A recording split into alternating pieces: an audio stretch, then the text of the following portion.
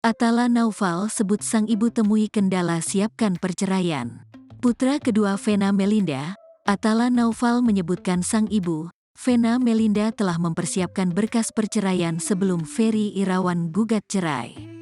Namun, adanya kendala, membuat Vena Melinda sedikit lamban untuk pengurusan berkas. Alhasil, Ferry Irawan kini terlebih dahulu mendaftarkan gugatan cerai. Menanggapi hal itu, Atala lantas membeberkan faktanya.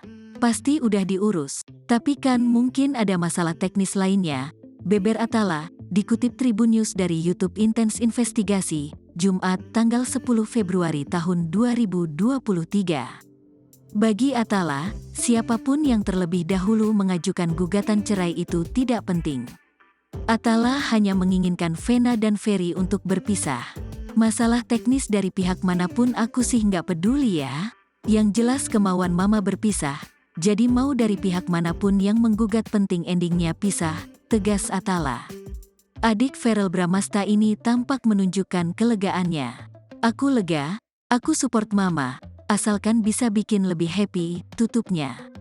Diketahui, Ferry Irawan akhirnya mengambil langkah pertama untuk menceraikan Vena Melinda. Padahal, sebelumnya Vena Melinda yang bersikukuh menceraikan Ferry Irawan. Namun, kini Ferry Irawan terlebih dahulu mengajukan gugatan cerai. Bukannya tanpa alasan Ferry Irawan menggugat cerai Vena.